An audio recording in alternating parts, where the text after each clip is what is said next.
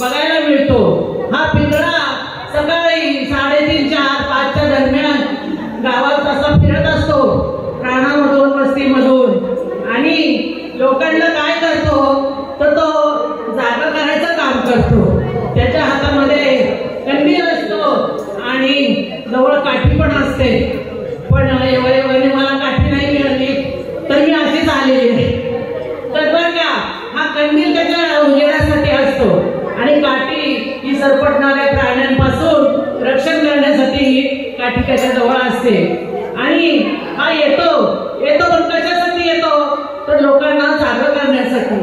आता तुम्ही म्हणाल जागा म्हणजे लोक तर जागे होतातच ना झोपल्यानंतर, हो की नाही?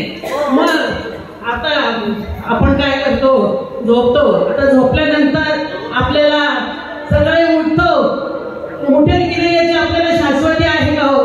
तुम्ही सांगू शकताय का की मी सकाळी उठेल म्हणून? पण ही जी शक्ती आहे ही कोणाची शक्ती आहे तर ही भगवंताची शक्ती आहे।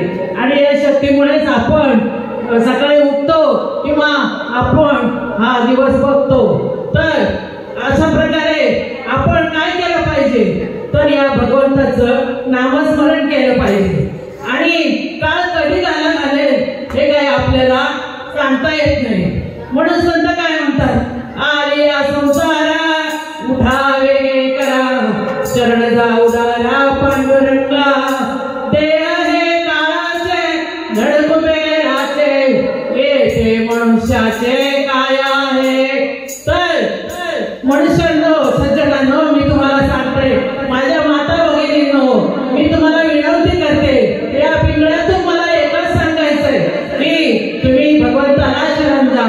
आणि या भगवंताला शरण जाण्यासाठी आपण काय केलं पाहिजे तर नामस्मरण केलं पाहिजे।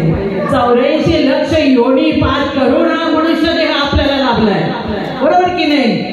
एक एक योनी कोटी कोटी फेरा, मग वारा लागे या मनुष्य देहीचा। एक एक योनी कोटी कोटी फेरा, मग वारा लागे या मनुष्य देहीचा। या 84 लक्ष योनी गेल्यानंतर आपल्याला मनुष्य देह मिळालेला आहे। तर बाबांनो,